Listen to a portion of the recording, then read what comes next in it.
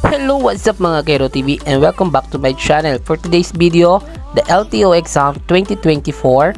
This is the part 2 of 60 items, DL code A1, non-professional driver's license. Kailangan natin mag-review para sigurado pasado ka.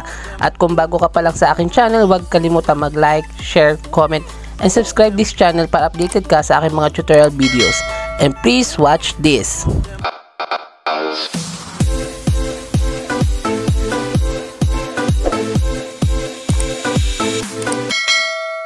Ano ang pinakamabuting gawin kung ikaw ay inaantok habang nagmamaneho? A. Buksan ang radyo ng napakalakas. B. Magmaneho ng higit na mabilis. C.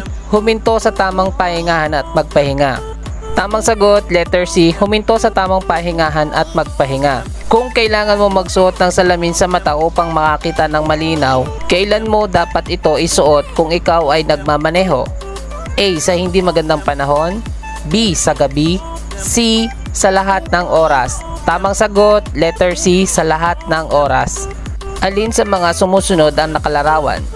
A. Delikado ang kurbada sa kaliwa. B. Delikado ang kurbada sa kanan. C. Babala sa sangandaan. Tamang sagot, letter A. Delikado ang kurbada sa kaliwa. Ano ang dapat mong gawin kung ang nais mong bagalan ng takbo o huminto? A. Bumusina para magsenya sa harap ng sasakyan. B. Tapakan ng bahagya ang preno upang umilaw ang brake light. C. Manatili sa iyong lane saka huminto. Tamang sagot, letter B. Tapakan ng bahagya ang preno upang umilaw ang brake light. Kapag papalapit sa isang crosswalk o linya ng taong naglalakad, dapat kang A. Bumusina nang huminto sa pagtawid ang mga taong naglalakad. B. Huminto at maghintay sa taong naglalakad. C. Bilisan ng iyong bilis. Tamang sagot, letter B. Huminto at maghintay sa taong naglalakad. Alin sa mga sumusunod ang nakalarawan? A. Bawal lumiko. B. Isang direksyon lamang. C. Bawal pumasok lahat ng klase ng sasakyan. Tamang sagot, letter C. Bawal pumasok ang lahat ng klase ng sasakyan. Alin sa mga traffic light ang nagsasabi sa iyong maghanda sa paghinto? A. Dilaw. B. Berde. C. Pula. Tamang sagot, letter A. Dilaw. Sa krus na daan, walang babala o marka sa kalsada. May dalawang sasakyan na paparating. Alin ang mas may prioridad? A. Ang mabilis na sasakyan. B. Ang sasakyan na may mas maluwag na daan. C. Wala. Tamang sagot, letter C. Wala. Alin sa mga sumusunod ang nakalarawan? A. Matarik ang paakyat na direksyon ng kalsada. B. Matarik ang kalsada. C. Matarik ang pababang direksyon ng kalsada. Tamang sagot, letter A. Matarik ang paakyat na direksyon ng kalsada. Ano ang gagawin mo kung ikaw ay paparating sa interseksyon at ang ilaw pantrapiko ay naging dilaw mula sa kulay na berde? A. Magpatuloy sa kasalukuyang bilis. B. Tumigil kahit nasa interseksyon. C. Tumigil bago ang interseksyon o bago ang linya ng paghinto. Tamang sagot, letter C. Tumigil bago ang interseksyon o bago ang linya sa paghinto. Upang makatulong sa pagbawas ng polusyon sa hangin, ano ang dapat mong gawin sa iyong preno? A. Pumreno ng maayos. B. Pumreno ng madalas. C. Pumreno ng biglaan. Tamang sagot, letter A. Pumreno ng maayos. Alin sa mga sumusunod ang nakalarawan? A. Madulas na kalsada. B. Bako-bakong kalsada. C. Matarik na kalsada. Tamang sagot, letter B. Bako-bakong kalsada. Ano ang iyong dapat gawin kung ikaw ay papasok sa lugar na maraming ginagawang kalsada na pansamantalang ipinagbabawal ang pag-o-overtake? A. Sundin lamang ang senyas kung rush hour. B. Sundin ang senyas ayon sa nakasulat. C. Sundin lamang kung ang traffic enforcer ay naka-duty. Ang tamang sagot, letter B. Sundin ang senyas ayon sa nakasulat. Ayon sa batas, ano ang dapat mong gawin sa sandaling makarating sa isang interseksyon na may senyas na huminto? A. Bagalan ng takbo at dumiretso kung ligtas na itong gawin. B. Magbigay daan kung kinakailangan sa mga paparating na sasakyan na nanggagaling sa kaliwa na kakanan. C. Huminto at dumiretso kung ligtas na itong gawin. At tamang sagot, letter C. Huminto at dumiretso kung ligtas na itong gawin. Ano ang dapat mong gawin kung ang release ng tren ay walang babala or warning devices? A. bilisan ang takbo at tumawid ng mabilis subalit huwag kalimutang suotin ang helmet. B. Huminto sa layong 15 talampakan sa riles ng tren, lumabas sa sasakyan, lumakad sa loob ng riles at suriin kung maluwag ang trapiko. C. Bagalan ang takbo, suriin ang kaliwa at kanang bahagi ng riles ng tren at mag-ingat na magpatuloy kung maluwag ang trapiko. Tamang sagot, letter C. Bagalan ang takbo, suriin ang kaliwa at kanang bahagi ng riles ng tren at mag-ingat na magpatuloy kung maluwag na ang trapiko. Ang mga mandato ng LTO ay magrehistro ng mga sasakyan emission compliant at karapat-dapat na gamitin, magbigay kaayusan sa kalsada at A. Panatilihin ang kalinisan sa kalsada. B. Bigyan ng lisensya ang mga kalidad na driver. C. Gumawa ng patnubay na may kinalaman sa prangkisa ng mga sasakyang publiko. Tamang sagot, letter B. Bigyan ng lisensya ang mga kalidad na driver. Kailan mo dapat suriin ang level ng langis ng iyong makina? A. Kada 600 kilometro. B. Bago ang mahabang lakbayin. C. Umagang-umaga. Tamang sagot, letter B. Bago ang mahabang lakbayin. Ang traffic sign na magbigay ng impormasyon tungkol sa mga batas at regulasyong pantrapiko na kung hindi papansinin ay ituturing na paglabag sa tinatawag na A. Regulatory sign, B. Warning signs, C. Informative signs. Tamang sagot, letter A. Regulatory signs. Alin sa mga sumusunod ang nakalarawan? A. Doble ang kurbadong delikado sa unahan. B. Doble ang kurbadong delikado sa kanan. C. Doble ang kurbadong delikado sa kaliwa. Tamang sagot, letter C. Doble ang kurbadong delikado sa kaliwa. Ang paglikong signal na ilaw ay dapat gamitin kapag A. Nagmamaneho ng maayos. B. Iparating ang iyong intensyon sa mga driver na nasa paligid mo. C. Dapat kang bigyan ng daan. Tamang sagot, letter B. Iparating ang iyong intensyon sa mga driver na nasa paligid mo. Ang paggamit ng mobile phone habang nagmamaneho ay delikado at A. Ito ay labag sa batas at lahat ng saklaw ng batas. B. Ito ay labag sa batas maliban na lamang kung ginagamitan ito ng hands-free device. C. Maaari kong nakahinto ang sasakyan dahil sa traffic light sa intersection. Tamang sagot, letter B. Ito ay labag sa batas maliban na lamang kung ginagamitan ng hands-free device. Alin sa mga sumusunod na nakalarawan? A. Madulas ang kalsada. B. Papalaki ang kalsada. C. Papaliit ang kalsada. Tamang sagot, letter C. Papaliit ang kalsada. Ang dobling dilaw na linya ay A. Ay hindi dapat tawiran kailanman. B. Ay hindi dapat tawiran maliban kung may pag-iingat. C. Wala sa pagpipilian. Tamang sagot, letter A. Ay hindi dapat tawiran kailanman. Sakay ng manual clutch backbone na motorsiklo, may asong biglang tumawid sa iyong daan. Alin pa ang dapat mong gamitin upang hindi masagasaan ang aso? A. Kaliwa. B. Kanan. C. Pareho. Tamang sagot, letter B. Kanan. Alin sa mga sumusunod ang nakalarawan? A. Matarik ang kalsada. B. Sirang kalsada. C. Ilog.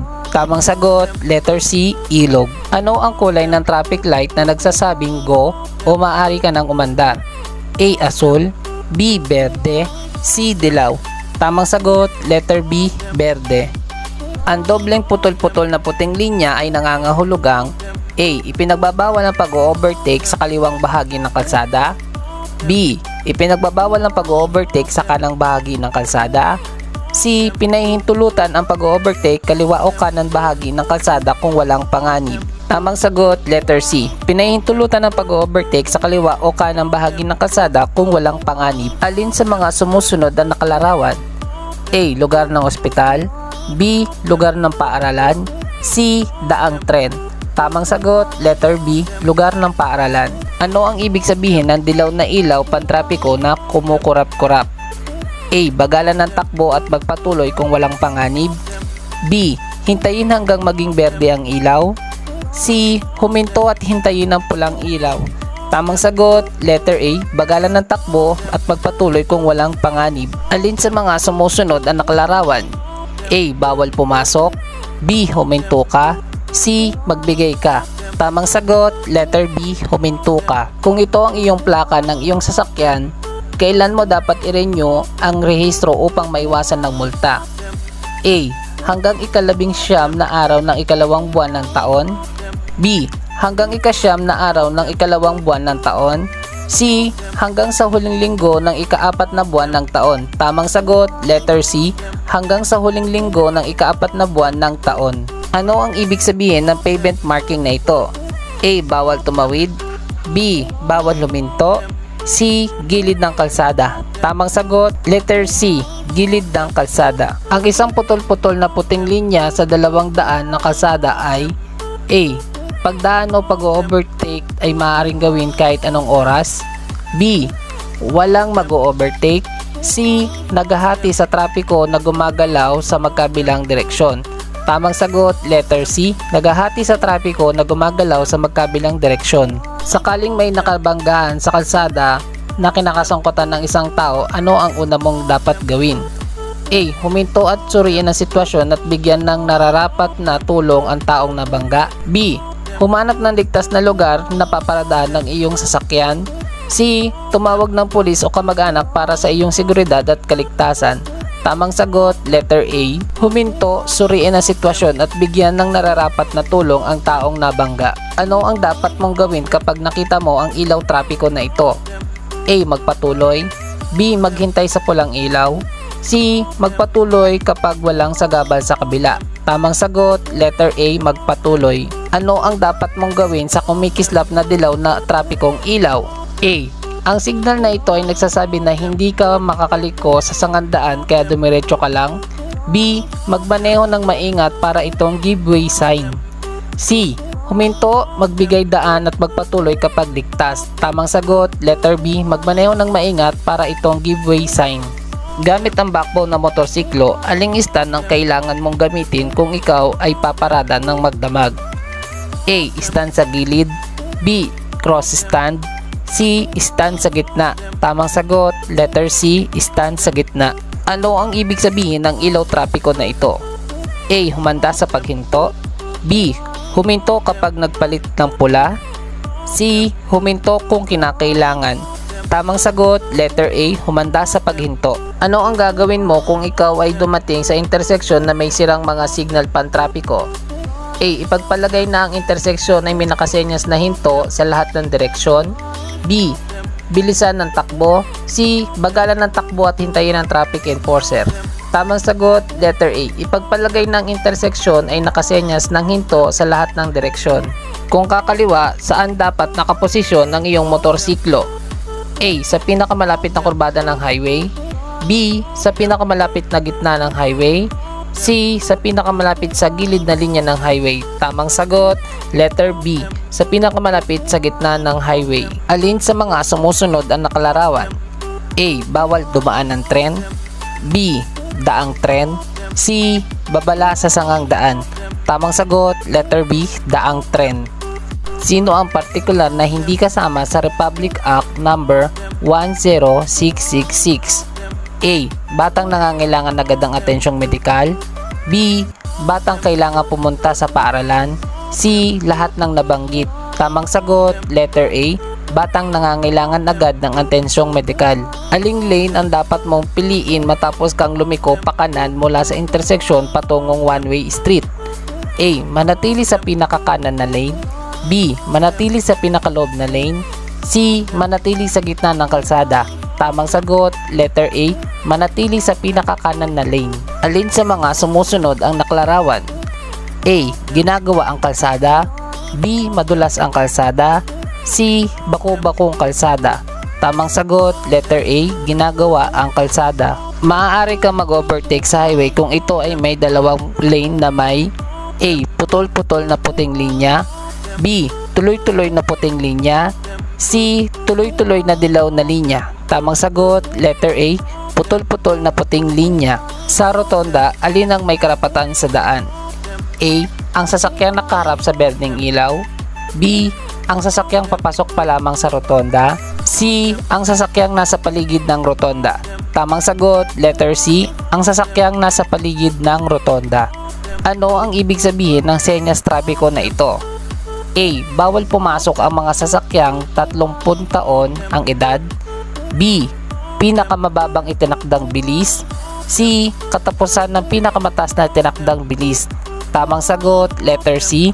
Katapusan ng pinakamataas na itinakdang bilis. Ang sasakyan sa harap mo ay nagdidilaw na ilaw. Ang ibig sabihin nito ay A. Sira ito, B. Mabagal na paggalaw, C. Kotse ng doktor. Tamang sagot, letter B. Mabagal na paggalaw. Ano ang maximum na sukat na pinasadyang top box ng motorsiklo? A. 3 feet by 3 feet by 3 feet, B.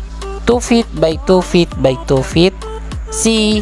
1.5 feet by 1.5 feet by 1.5 feet. Tamang sagot, letter B. 2 feet by 2 feet by 2 feet. Alin sa mga sumusunod ang nakalarawan? A.